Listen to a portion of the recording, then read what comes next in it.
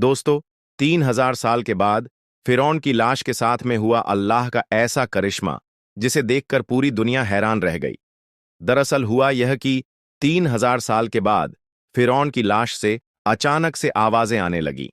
यानी कि फिरौन की लाश अचानक से बोलने लगी, जिसे देखकर वहां पर मौजूद हर किसी की चीखें से निकल गई। लोग अल्लाहू अकबर के नारे लगाते हुए वहां से भाग निकले। और यही नहीं, इस पूरे वीडियो को देखकर आप लोग भी हैरान और परेशान रह जाओगे और आपका अल्लाह पर भरोसा और ज्यादा मजबूत हो जाएगा। इसीलिए आज का हमारा यह वीडियो आप सभी के लिए बहुत ही खास है। आप इसको आखिर तक जरूर देखें। और सबसे पहले, अगर आप भी मानते हो कि अल्लाह जो चाहे वह कर सकता है, तो आप इस वीडियो को दिल से एक लाइक जरूर कर दें और मेहरबानी करके इस वीडियो को शेयर भी कर दें ताकि और भी लोगों के पास में यह वीडियो पहुंच जाए।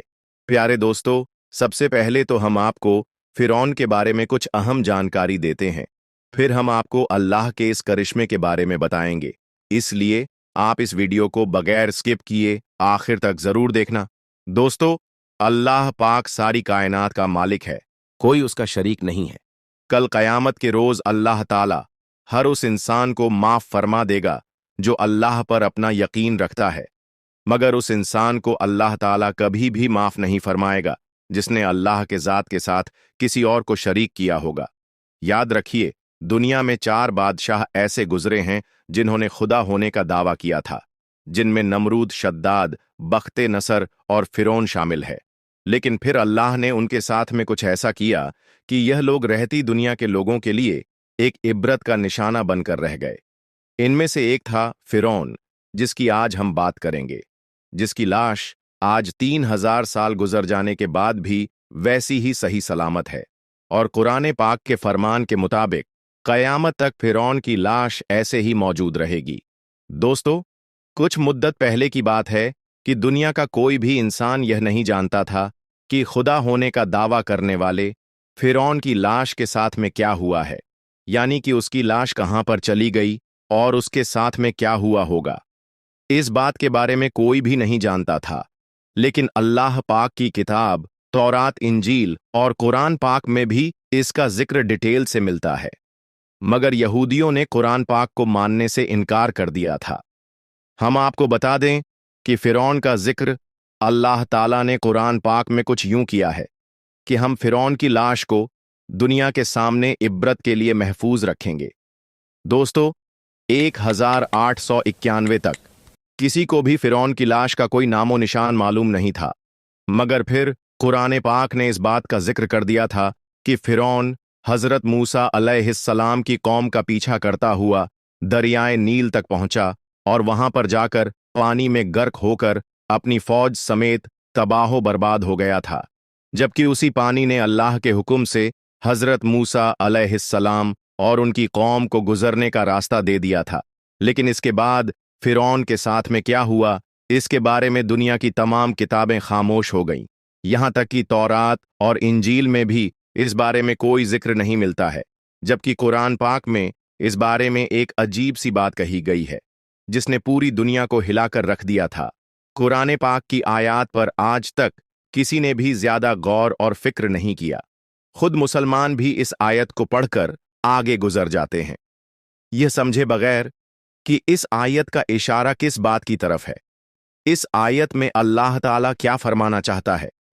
अल्लाह तबारक व ताला ने सूरह यूनुस में इस बात का जिक्र किया है कि बस हमने तेरे जिस्म को समुद्र से निकालकर महफूज कर लिया ताकि बाद में आने वाले लोगों के लिए तुम इबरत का निशान बन जाओ।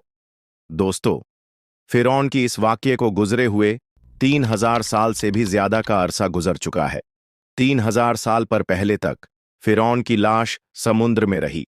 इसके बाद अल्लाह ताला ने दुनिया वालों को दिखाने के लिए कि मेरा कुरान सच्चा है, मेरे प्यारे नबी हजरत मोहम्मद सल्लल्लाहु ताला अलैहि वसल्लम का फरमान सच्चा है, यह दिखाने के लिए अल्लाह ताला ने फिरौन की लाश को समुद्र से बाहर निकालकर फेंक दिया। फिर कई दिनों तक फिरौन की लाश समुद्र के किनारे पर पड़ी रही, मगर यहां पर अल्लाह की कुदरत देखें। इस बीच फिरौन की लाश को किसी भी जानवर ने मुंह तक न लगाया, यहां तक कि कोई परिंदा भी उस जानिब नहीं गया। लेकिन फिर एक दिन एक मिस्री शख्स भेड़ बकरियों को चरता हुआ उस तरफ चला गया और उसने फिरौन की लाश को समुद्र के किनारे देख लिया। इसीलिए फिर उसने यह खबर मिस्र के वजीर तक पहुंचा दी। इसके बाद फिरौन की लाश को दरबार में लाया गया। फिर उस पर रिसर्च के लिए उसे काहिरा ले जाया गया। वहां पर ले जाकर फिर फिरौन की लाश को जमीन के अंदर दफन कर दिया गया, मगर अल्लाह के हुक्म से जमीन ने भी फिरौन की लाश को बाहर फेंक दिया। फिर उसकी लाश को एक ताबूत में रखा गया और इसके बाद उसे मिस्र के एक म्यूजियम में रख दिया गया। तब से लेकर आज तक, यानी कि 3000 साल गुजर जाने के बाद भी आज भी फिरौन की लाश वैसे ही सही सलामत रखी हुई है। और कुरान पाक के फरमान के मुताबिक कयामत तक फिरौन की लाश ऐसे ही सही सलामत रहकर लोगों के लिए इब्रत का निशाना बनी रहेगी, ताकि अपने आप को खुदा कहने वालों का यह हाल देखकर आने वाली नस्लें सबक हासिल करती रहें। कहा जाता है कि फिरौन का सिर और गर्दन का हिस्सा खुला हुआ है, जबकि जिस्म के बाकी हिस्सों को एक पट्टी में लपेट कर रखा गया है। और कहा जाता है कि फिरौन की नाक का सामने वाला हिस्सा गायब है। उसको दरिया के किसी हैवान ने या किसी बड़ी मछली ने खा लिया था। फिर इसकी लाश को दरिया के किनारे फेंक दिया गया था, ताकि यह दुनिया वालों के लिए इब्रत का निशान बनकर रह जाए। दोस्तों, इसके बाद से फिरौन की लाश वैसे ही रखी हुई है और हजारों साल गुजर जाने के बाद आज भी फिरौन की लाश पर गोश्त वैसे ही तरोताजा मौजूद है। वल्लाहु आलम यह सच है या झूठ है, मगर ऐसा कहा जाता है कि जिस म्यूजियम में फिरौन की लाश रखी हुई है, उस म्यूजियम में चूहे भी छोड़े हुए हैं, जिनको हर साल 15 मार्च के दिन फिरौन की लाश पर छोड़ा जाता है, ताकि वह फिरौन के जिस्म का बढ़ा हुआ जो गोश्त होता है उसे खा ले और वापस फिरौन की बॉडी अपने असल दायरे में आ जाए। इसके बाद फिरौन की लाश की ड्रेसिंग की जाती है और फिर उसको वापस शीशे में बंद कर दिया जाता है। इसके बाद 1 साल तक वैसे ही वह शीशे में बंद रहती है। फिर जब अगले साल 15 मार्च का दिन आता है तो उसे फिर से वापस बाहर निकाला जाता है और उसकी बॉडी पर चूहे छोड़े जाते हैं और फिर वापस ड्रेसिंग करके शीशे में बंद कर दिया जाता है। अल्लाहू अकबर। दोस्तों, यही वजह है कि आज हजारों साल गुजारने के बाद भी फिरौन की लाश सही सलामत है। आज पूरी दुनिया अपनी आंखों से देख रही है कि अल्लाह ने किस तरह से फिरौन की लाश को महफूज करके रखा है, किस तरह से दुनिया भर के लोग फिरौन की लाश को देखने के लिए पहुंच रहे हैं। वह फिरौन जो कभी अपने आप को खुदा कहता था, किस तरह से आज उसकी मम्मी पड़ी हुई है। ये देखने वालों के लिए एक इबरत नहीं है तो फिर क्या है कि हजारों साल गुजर जाने के बाद भी फिरौन की लाश सही सलामत वैसे ही पड़ी हुई है। दोस्तों, नेशनल जियोग्राफी की तरफ से अब भी एक ऐसा वीडियो सामने आया है जिसमें देखा जा सकता है कि फिरौन की लाश पर जब किसी बात को लेकर रिसर्च जा रही थी तो उस वक्त अचानक से फिरौन की लाश से कुछ आवाज आने लगी। कहा जा रहा है कि फिरौन की जुबान से जो अल्फाज निकले थे वह इब्रानी जबान के अल्फाज थे, और समझने वालों ने बताया है कि फिरौन की जबान से जो लफ्ज निकले थे उनका मतलब पता नहीं है। कुछ कहते हैं, यानी कि कुछ लोगों का यह कहना है कि फिरौन की लाश अब अल्लाह अल्लाह पुकार रही है। हालांकि कुछ साइंसदानों का यह भी कहना है कि पूरी दुनिया में इस वक्त इब्रानी जबान बोलने वाला कोई आदमी नहीं मिला और ना ही इस भाषा को समझने वाला कोई जाहिरी तौर पर मिलता है। इसीलिए यह नहीं कहा जा सकता है कि फिरौन की लाश से जो अल्फाज निकले हैं, यानी कि फिरौन ने अपनी जबान में कुछ बोला है, उसका असल में क्या मतलब होता है। लेकिन फिरौन की इस वाक्य को देखकर और सुनकर आज गैर मुसलमान भी इस बात को मानने पर मजबूर हो गए हैं कि बेशक अल्लाह का कुरान पाक सच्चा है और अल्लाह के प्यारे नबी हजरत मोहम्मद सल्लल्लाहु अलैहि वसल्लम का हर फरमान सच्चा है। दोस्तों, फिरौन के इस पूरे वाक्य को अल्लाह ताला ने कुरान पाक में कुछ यूं बयान फरमाया है, और हमने बनी इज़राइल को दरिया पार करा दिया और फिरौन और उसके लश्कर ने सरकश और जुल्म से उनका पीछा किया। इसीलिए हमने दरिया का पानी चला दिया, जिससे वह वहीं पर गर्क होने लगे। हालांकि जब वह गर्क होने लगे तो फिरौन कहने लगा कि मैं इस बात पर अभी ईमान लाता हूं कि अल्लाह के सिवा कोई महबूब नहीं है, अब मैं मुसलमान होना चाहता हूं। तब उससे कहने वाले ने कहा, ऐ फिरौन, तू अब ईमान लाता है इससे पहले तो तू बड़ा नाफरमान था, तू तो बड़ा फसादी था। आज हम तेरी लाश को हमेशा हमेशा के लिए बचा लेंगे, ताकि तू बाद में आने वालों के लिए एक इबरत का निशान बनकर रह जाए और तुझे देखकर लोग कयामत तक इबरत हासिल कर सकें। दोस्तों, यही वजह है कि फिरौन की लाश को ना ही दरिया ने अपने अंदर रखा और ना ही जमीन ने अपने अंदर रखा। हजारों साल गुजरने के बाद आज भी उसकी लाश वैसे ही महफूज है और कयामत तक फिरौन की लाश ऐसे ही महफूज रहेगी और लोग इसे देखकर इबरत हासिल करते रहेंगे। लिहाजा दोस्तों, हमें भी गुरूर और तकब्बुर से हमेशा बचकर रहना चाहिए। दोस्तों, ईगो जो होता है वह हमारे अंदर नहीं होना चाहिए। अजमेर शरीफ दरगाह, जिसे ख्वाजा मोइनुद्दीन चिश्ती की दरगाह भी कहते हैं, पूरी दुनिया में अपनी रूहानी ताकत और करिश्मे के लिए मशहूर है। यहां हर मजहब और तबके के लोग ख्वाजा गरीब नवाज से अपनी मुरादें मांगने आते हैं। ये माना जाता है कि यहां आने वाले कभी खाली हाथ वापस नहीं लौटते। बॉलीवुड के शहंशाह अमिताभ बच्चन की जिंदगी जितनी रोशनी नजर आती है, उतनी ही रहस्यमयी और इबरतनाक भी है। आज वो शोहरत, दौलत और इज्जत के मालिक हैं, लेकिन एक ऐसा भी दूर आया था जब उनकी जिंदगी दुख और मायूसी से भरी हुई थी। हर तरफ तीरगी थी और ऐसा लगता था कि उनका मुकद्दर उनसे रूठ चुका है। मगर उसी दौर में कुछ ऐसा हुआ जिसे जानकर आज भी इंसान हैरत में पड़ जाता है।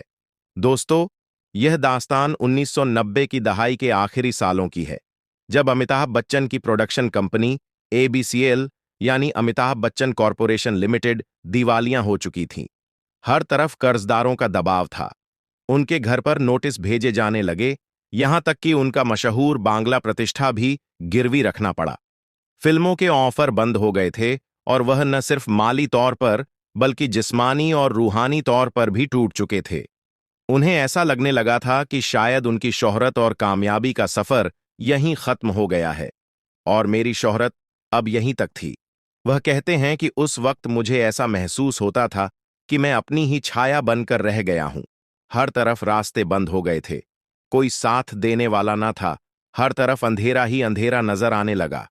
ऐसे मुश्किल वक्त में एक दिन उनके पास एक अजनबी शख्स आया। उसने कहा, आपका वक्त बदल सकता है, लेकिन इसके लिए आपको अजमेर शरीफ जाना होगा। ख्वाजा गरीब नवाज के दरबार में हाजिरी देनी होगी। वह फकीरों को बादशाह बना सकते हैं, वह अंधेरे को उजाले में बदल सकते हैं। वहां धर्म जात पात का कोई बंधन नहीं है। जो उस दरबार में जाता है वह वहां से खाली हाथ नहीं आता है। अगर आप मेरी बात मानो तो एक बार आप उस दरगाह पर जरूर जाओ। मैंने उस दरगाह के बारे में बहुत कुछ सुना है। पहले तो अमिताभ बच्चन ने इस बात को ख्याल से झटक दिया, मगर जब हालात और बिगड़ने लगे तो उनके दिल में यह बात घर कर गई। उन्होंने सोचा, जब हर रास्ता बंद है तो एक बार वहां भी जाने में क्या हर्ज है। चलो एक बार वहां भी जाता हूं। आखिर वह शख्स इतना यकीन दिला रहा है। फिर अमिताभ बच्चन ख्वाजा गरीब नवाज रहमतुल्लाह अलैहि के दरबार अजमेर शरीफ जाने का मन बना लेते हैं। एक दिन रात के सन्नाटे में बगैर किसी को बताए अमिताभ बच्चन अजमेर शरीफ के लिए रवाना हो गए। वह नहीं चाहते थे कि कोई उन्हें पहचान ले। सफर के दौरान उनके दिल में एक अजीब सी बेचैनी थी। जब वह दरगाह पहुंचे तो वहां का मंजर उनकी उम्मीद से कहीं जुदा था। हजारों लोग अपनी मुरादें लेकर वहां आए हुए थे। हर किसी की आंखों में उम्मीद और दिल में यकीन था। हर कोई यही कह रहा था कि इस दरबार से कोई खाली हाथ नहीं गया। इसके बाद अमिताभ बच्चन दरगाह के अंदर दाखिल होते हैं। अंदर जाते ही अमिताभ बच्चन ने एक अनोखा सुकून महसूस किया। उन्होंने ख्वाजा गरीब नवाज की मजार पर चादर चढ़ाई और रो रो कर दुआ की। उनकी आंखों से आंसू बह रहे थे। उन्होंने अपने गम और अपने अरमान वहां बयां कर दिए, जो उनके सिवा दूसरा नहीं जानता था। जब वह दरगाह के अंदर बैठे हुए थे तो अचानक उनकी नजर एक खास कोने पर पड़ी। वहां एक बूढ़ा फकीर बैठा हुआ था। उसकी आंखों में अजीब सी गहराई, झौर चेहरे पर रूहानी तेज थी। मानो ऐसा लग रहा था जैसे वह उनसे कुछ कहना चाहता हो। दरगाह पर हाजिरी और दुआ के बाद जब अमिताभ बच्चन दरगाह से बाहर आ रहे थे तो वही फकीर बाबा उनकी तरफ इशारा करते हुए बोले, ओ शहंशाह, जरा ठहर। यह सुनकर अमिताभ चौंक गए। उन्हें समझ नहीं आया कि यह बूढ़ा शख्स उन्हें कैसे पहचानता है। वह धीरे धीरे उसकी तरफ बढ़े। फकीर बाबा ने कहा, तू क्यों इतना परेशान है? ख्वाजा गरीब नवाज की नजरे करम तुझ पर है। आज तेरा हाल बदतर है, मगर आने वाले दिनों में तेरा नाम आसमान पर होगा। याद रखना, तुझे सिर्फ 500 करोड़ नहीं, बल्कि उससे भी ज्यादा शोहरत और दौलत नसीब होगी, और हर घर में तेरा जिक्र होगा। यह सुनकर अमिताभ बच्चन हैरत में पड़ गए। उन्होंने फकीर बाबा से पूछा, आपको कैसे पता कि मैं परेशान हूं, और आप मुझे शहंशाह क्यों कह रहे हैं? फकीर बाबा मुस्कुराए और बोले, ख्वाजा गरीब नवाज ने मुझे यह पैगाम दिया है। अब जा और सब्र कर, तेरे लिए दरवाजे खुलने वाले हैं। अमिताभ बच्चन इस बात को भुलाने की कोशिश करते रहे, मगर उस फकीर बाबा की बात उनके दिल और दिमाग में गूंजती रही।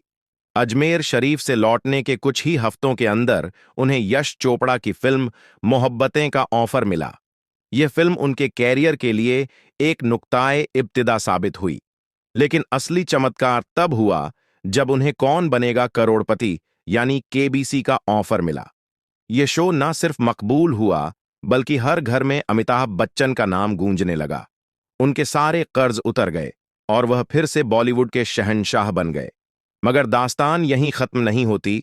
जब अमिताभ बच्चन ने दोबारा अजमेर शरीफ जाकर उस फकीर बाबा का शुक्रिया अदा करना चाहा, तो उन्हें मालूम हुआ कि वहां ऐसा कोई फकीर बाबा नहीं है। दरगाह के लोग कहते हैं कि वह फकीर बाबा अक्सर ख्वाजा गरीब नवाज की करामत के तौर पर वहां नजर आते हैं, मगर वह किसी को हमेशा के लिए नहीं मिलते। अमिताभ बच्चन आज भी यकीन रखते हैं कि अगर वह उस दिन अजमेर शरीफ न जाते तो शायद उनकी जिंदगी आज वैसी नहीं होती जैसी अब है। वह जब भी मौका मिलता है दरगाह पर हाजिरी देने जरूर जाते हैं। यह दास्तान सिर्फ एक करामात नहीं, बल्कि इस बात का सबूत है कि जब हर दरवाजा बंद हो जाता है तो किसी अल्लाह के वाली का सहारा आपको राह दिखा सकता है। ख्वाजा गरीब नवाज की यह करामात हमें सिखाती है कि सच्चे दिल से मांगी गई दुआ कभी न मंजूर नहीं होती। लेकिन दोस्तों, आज कुछ लोग ऐसे हैं जो ख्वाजा गरीब नवाज रहमतुल्लाह अलैह की दरगाह के नीचे अपनी आस्था ढूंढते हैं, लेकिन उनको पता नहीं है कि ख्वाजा गरीब नवाज धर्म और जात पात के लिए नहीं आए, बल्कि वह दुनिया वालों को अच्छाई का पैगाम देने आए थे। लेकिन आज कुछ लोग ऐसे हैं जो अपने ही फायदे के लिए उनकी दरगाह को नुकसान पहुंचाने की बात करते हैं। दोस्तों, सबसे पहले तो हम आपको बता दें कि हजरत ख्वाजा गरीब नवाज रहमतुल्लाह अलैह अल्लाह के इतने पावरफुल वली हैं कि अगर ख्वाजा गरीब नवाज अपनी रहमतों पर आ जाएं तो एक फकीर को भी बादशाह बना सकता है, और अगर आप कभी जलाल में आ जाएं तो पावर में बैठे हुए लोगों को भी नेस्तनाबूद कर सकते हैं, यानी कि बादशाह को भी फकीर बना सकते हैं। आज की इस वीडियो में हम आपको शाहरुख खान के हवाले से अजमेर दरगाह में होने वाली एक ऐसे ही करामत के बारे में बताने वाले हैं। ख्वाजा गरीब नवाज की एक ऐसी करामत के बारे में बताने वाले हैं जिसे शाहरुख खान ने खुद अपनी जुबानी बताया है, और यह हजरत ख्वाजा गरीब नवाज की एक ऐसी करामत है जिसके बारे में जानकर आप सबका भी दिल खुश हो जाएगा और आप कमेंट बॉक्स में या ख्वाजा लिखने पर मजबूर हो जाओगे। इसलिए आज का यह वीडियो आप सभी के लिए बहुत खास है।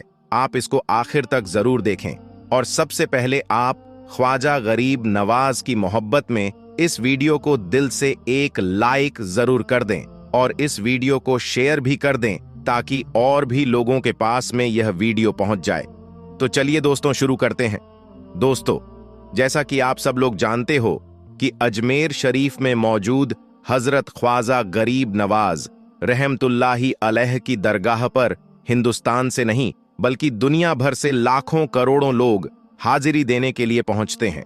और यहां पर ऐसा भी नहीं है कि दरगाह में सिर्फ मुसलमान लोग ही अपनी परेशानियों को लेकर जाते हैं, बल्कि यहां पर हिंदू, मुस्लिम, सिख और ईसाई समेत सभी धर्म और मजहब के लोग अपने अपने दुख और मुसीबत लेकर आपकी बारगाह में हाजिर होते हैं। इसके अलावा अजमेर दरगाह में ऐसा भी नहीं है कि यहां पर सिर्फ आम आदमी ही जाकर हाजिरी देते हैं, बल्कि ख्वाजा गरीब नवाज की मजार शरीफ पर दुनिया भर के बड़े बड़े लोग, जैसे कि बड़े बड़े राजनेता, बड़े बड़े फिल्मी कलाकार, बड़े बड़े रईस और दौलतमंद लोग भी आपकी मजार शरीफ पर जाकर चादर चढ़ाते हैं और अपनी मन्नतें पूरी करते हैं। दोस्तों, हम बात कर रहे थे बॉलीवुड के बादशाह शाहरुख खान के बारे में। इसीलिए अब हम आपको बताने वाले हैं कि जब एक बार शाहरुख खान अजमेर दरगाह पर हाजिरी देने के लिए यानी कि ख्वाजा गरीब नवाज की मजार शरीफ पर चादर चढ़ाने के लिए गया, तो उस वक्त ख्वाजा गरीब नवाज दरगाह में ऐसा क्या हुआ कि जिसे देखकर शाहरुख खान भी हैरान रह गया। और यही नहीं, आप भी इस पूरे वाक्य को सुनकर चौंक जाओगे। इसलिए आप इस वीडियो को बगैर स्किप किए आखिर तक गौर से जरूर देखना। दोस्तों, शाहरुख खान, जिन्हें बॉलीवुड का बादशाह भी कहा जाता है, ये आज बॉलीवुड का एक ऐसा सेलिब्रिटी बन चुका है कि आज दुनिया भर के लोग शाहरुख खान को जानते और पहचानते हैं, क्योंकि शाहरुख खान एक बहुत बड़ा एक्टर होने के साथ बहुत अच्छे इंसान भी हैं। आज उनके पास में लाखों नहीं बल्कि कई करोड़ रुपए हैं। मगर हम आपको बता दें कि शाहरुख खान हमेशा से ऐसा नहीं था। इनके माँ बाप बहुत ज्यादा गरीब थे और उनकी परवरिश भी गरीबी में हुई थी। अब आप सोच रहे होंगे कि फिर आखिर शाहरुख खान ने ऐसा क्या हुआ कि यह अचानक से इतने बड़े स्टार बन गए और बुलंदियों को छूने लगे। तो हम आपको बता दें कि इसके पीछे एक बहुत दिलचस्प कहानी है, जिसे शाहरुख खान ने खुद एक इंटरव्यू में बताई है। शाहरुख खान ने एक मीडिया रिपोर्टर को बताया कि यह उस वक्त की बात है जब वह बॉलीवुड स्टार नहीं थे, यानी कि वह एक नॉर्मल और एक आम से इंसान थे। यह उस वक्त की बात है। उस वक्त हुआ यह कि यह एक बार अपनी अम्मी के साथ में, यानी कि अपनी मां के साथ, अजमेर दरगाह पर हाजिरी देने के लिए गया था। ख्वाजा गरीब नवाज की मजार शरीफ पर चादर चढ़ाने के लिए गया था। शाहरुख खान कहते हैं कि उस वक्त मेरी मां के पास में सिर्फ 5,000 रुपए थे, जो कि उस वक्त बहुत ज्यादा हुआ करते थे, क्योंकि यह बात आज से तकरीबन 35 साल पुरानी बात है। शाहरुख खान ने बताया कि जैसे ही हम अजमेर दरगाह में पहुंचे तो मेरी मां ने 5,000 रुपए मुझे दे दिए और कहा, बेटे इन्हें संभाल कर रखना। इसके बाद मैंने वो 5,000 रुपए अपनी मां से ले लिए और संभाल कर अपनी जेब में रख दिए। फिर मैं अपनी अम्मी के साथ दरगाह शरीफ के अंदर पहुंच गया और फिर हम एक चादर लेकर हजरत ख्वाजा गरीब नवाज के मजार शरीफ पर पहुंचे और वह चादर चढ़ा दी। इसके बाद जब हम चादर चढ़ाकर वापस आ रहे थे तो अचानक से मुझे पता चला कि मेरी मां ने जो मुझे 5,000 रुपए रखने के लिए दिए थे वह कहीं पर गायब हो गए हैं, यानी कि वह कहीं पर गुम हो गए हैं या फिर किसी ने मेरी जेब से वह पैसे निकाल लिए हैं। यह देखकर मैं बहुत ज्यादा परेशान हो गया। यहां पर हुआ यह था कि मैं उन पैसों को रखकर भूल चुका था, लेकिन फिर जब मेरी अम्मी ने मुझे याद दिलाया कि बेटे पैसों को संभाल कर रखना, तो उस वक्त मैं अपनी जेबों को टटोला तो मुझे पता चला कि मेरी जेब में तो वह पैसे हैं ही नहीं। यह देखकर मैं बहुत ज्यादा परेशान हो गया और फिर जल्दी से वापस दरगाह शरीफ के अंदर उन पैसों को ढूंढने के लिए पहुंच गया और पैसों को इधर उधर तलाश करने लगा। लेकिन फिर वो 5,000 रुपए मुझे कहीं पर भी नहीं मिले।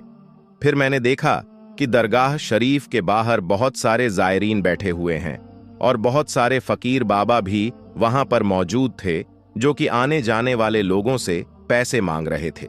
शाहरुख खान ने बताया कि अब जैसे ही मैं वहां से गुजर रहा था तो एक फकीर बाबा, जो कि शक्ल से बहुत ज्यादा गरीब नजर आ रहा था, उन्होंने मुझे आवाज देकर रोका और कहने लगा कि बेटे, आज तू यहां पर 5,000 रुपए ढूंढ रहा है, वहीं तू आने वाले वक्त में 500 करोड़ का मालिक बनेगा।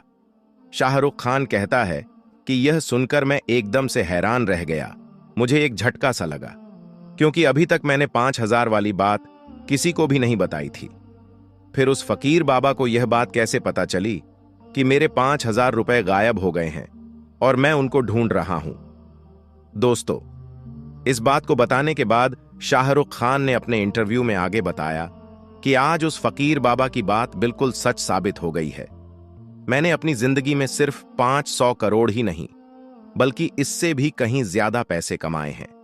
और पैसों की तो कोई बात नहीं है, बल्कि मैंने अपनी जिंदगी में काफी ज्यादा इज्जत और लोगों का बहुत सारा प्यार भी कमाया है। शाहरुख खान ने आगे बताया कि अजमेर दरगाह की यह बात, हजरत ख्वाजा गरीब नवाज की यह करामत मैंने अपनी आंखों से देखी है और महसूस भी की है। वाकई में हजरत ख्वाजा गरीब नवाज रहमतुल्लाह अलैह अल्लाह के एक बहुत बड़े वली और पावरफुल वली हैं।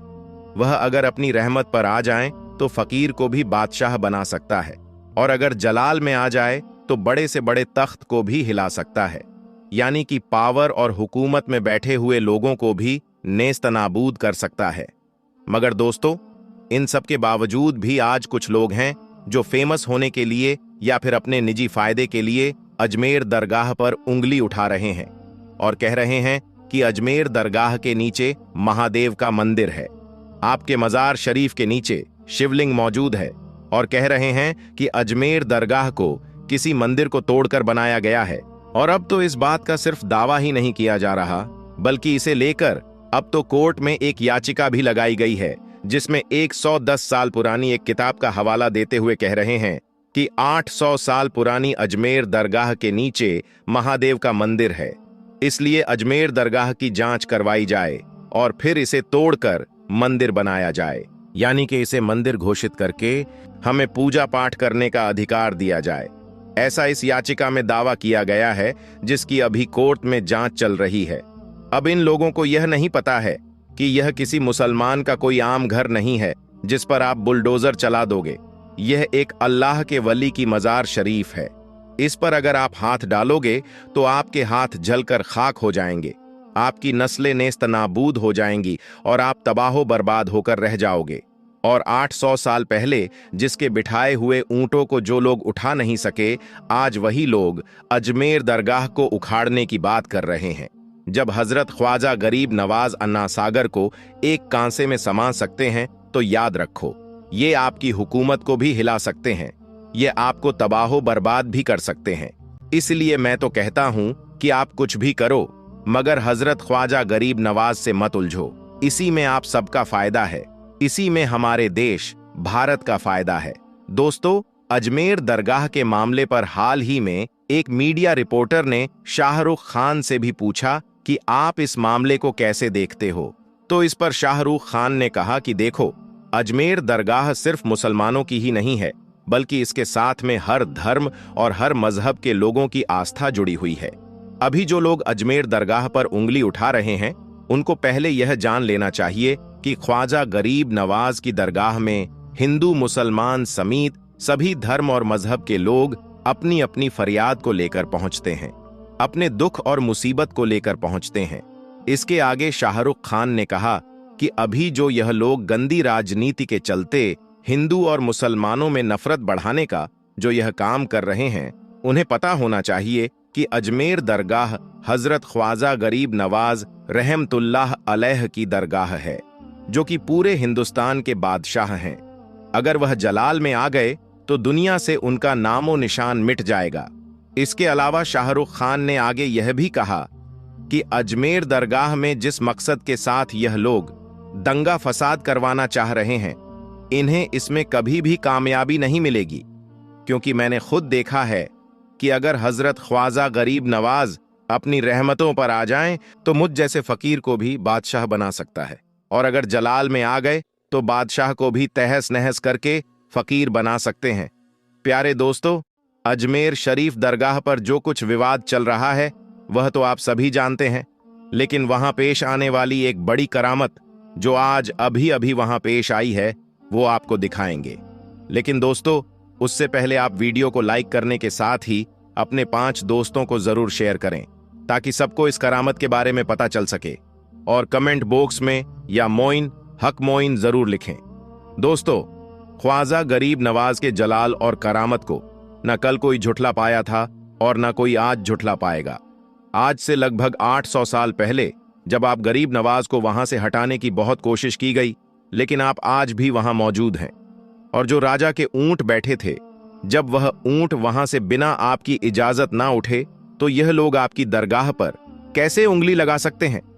जब हजरत ख्वाजा गरीब नवाज अपने कुछ मुरीदों को लेकर अजमेर शरीफ की सरजमीन पर अपने मुबारक कदम रखते हैं, तो उस वक्त गर्मी इतनी भयानक थी कि धूप से बचने के लिए आप हजरत शहनशाह हिंद गरीब नवाज और उनके अकीदतमंद एक छायादार दरख्त के नीचे बैठ जाते हैं और आराम करने लगते हैं। अभी आप आराम फरमा ही रहे थे, चंद लम्हे ही गुजरे थे कि अचानक से कुछ सिपाही वहां पर आ जाते हैं। मालूम होता है कि वह सिपाही दरअसल वहां के जो राजा थे, जो हिंदू राजा थे, उन्हीं के सिपाही हैं।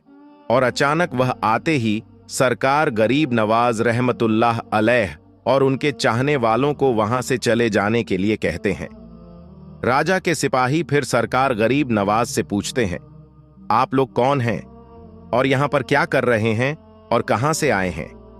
ख्वाजा गरीब नवाज रहमतुल्लाह अलैह फरमाते हैं, हम मुसाफिर हैं और सफर पर निकले हैं। इस दरख्त का साया देखकर हम यहां पर बैठ गए थे। वह सिपाही भी बड़े मगरूर थे, क्योंकि वह उस रियासत के राजा के सिपाही थे। तो वह गुरूर में यानी घमंड से कहते हैं, आप लोगों को क्या मालूम नहीं है कि यहां पर राजा साहब के ऊंट बैठते हैं? यह ऊंटों के बैठने की जगह है। अब आप ये जगह जल्द से जल्द खाली कर दीजिए, वरना आपको बहुत तकलीफ हो जाएगी। इसलिए जल्दी से जल्द यह जगह खाली कर दें, यहां राजा साहब के ऊंट बैठेंगे। सरकार गरीब नवाज रहमतुल्लाह अलैह सिपाहियों को समझाने की कोशिश करते हैं और फरमाते हैं, ऐ बंदे, खुदा का इतना बड़ा जंगल मौजूद है, राजा साहब के ऊंट तो कहीं भी बैठ सकते हैं। सिपाही मगरूर होकर कहते हैं, ऐसा नहीं हो सकता, आप लोग यहां से चले जाइए। जब हमने आपको कह दिया कि राजा के ऊंट यही बैठेंगे तो यही बैठेंगे, आप यहां से चले जाइए। उन्होंने सरकार गरीब नवाज रहमतुल्लाह अलैह की शान में गुस्ताखी कर दी। आप हजरत ख्वाजा गरीब नवाज रहमतुल्लाह अलैह फरमाते हैं, ठीक है भाई, अब यहां पर राजा के ऊंट ही बैठेंगे। सिपाहियों की बातें सुनकर ख्वाजा साहब अपने साथियों के साथ वहां से उठकर चले जाते हैं और दूसरी जगह पर आप आराम करने की गरज से रुक जाते हैं। इधर जब दूसरे दिन सुबह होती है तो सिपाही ऊंटों को वापस लाने की गरज से जाते हैं। सिपाही ऊंट को खींचते हैं, हाँफते हैं, लेकिन ऊंट तो उठने का नाम ही नहीं ले रहे थे। सारे ऊंट ऐसा लग रहा था मानो जमीन से चिपक गए हों। वह उठने का नाम ही नहीं ले रहे थे। सिपाही सारे इकट्ठे होकर अपनी परेशानी का हल ढूंढने लगे। उन्होंने यही सोचा कि राजा के पास जाकर सारी सच्चाई राजा से ही बयान करना होगा। वह अपने महाराजा, अपने राजा के पास सारे के सारे हाजिर हो जाते हैं और जाकर राजा से यह सारा वाकया बयान करते हैं। राजा कहता है, क्या हुआ है, तुम इतने घबराए हुए क्यों हो? तो वह सिपाही कहते हैं, महाराज, हमारे ऊंट धरती से चिपक गए हैं। हमने उन्हें हांका, मारा, सब कुछ कर लिया, लेकिन वह उठ ही नहीं रहे। राजा कहता है कि ऐसा कैसे हो सकता है? सिपाही कहते हैं, महाराज, हमें तो लगता है कि कल शायद हमने जिन फकीरों को वहां से उठाया था, ये सब उन्हीं की करामत है। राजा कहता है, शायद तुम ठीक रहते हो, उनके पास जाओ, वह शायद सच्चे फकीर थे, सच्चे दरवेश थे। सिपाही कहते हैं, जो हुक्म आपका महाराज। हम उन दरवेश को ढूंढते हैं। दरवेश को ढूंढने के लिए अब वह सिपाही निकल जाते हैं। सिपाही उन्हें तलाश करते करते एक जगह पर पहुंचते हैं जहां पर शहनशाह हिंद गरीब नवाज अपने उन चाहने वालों के साथ, मुरीदों के साथ आराम फरमा रहे थे। सिपाहियों को जैसे ही वह लोग नजर आते हैं, सिपाही दौड़े दौड़े आप सरकार गरीब नवाज के पास पहुंचते हैं। सरकार गरीब नवाज उन्हें मोहब्बत के साथ बैठने का हुक्म देते हैं।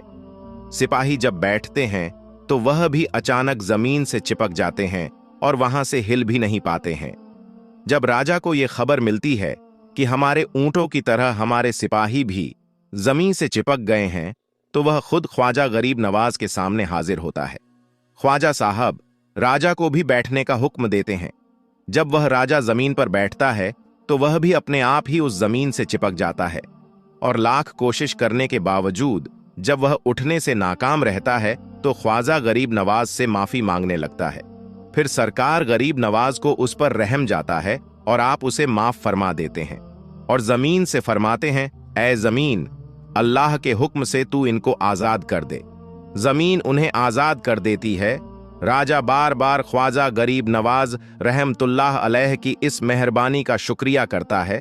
राजा के सिपाही सरकार गरीब नवाज के सामने हाथ जोड़कर अर्ज करते हैं, हुजूर, हमारे ऊंट।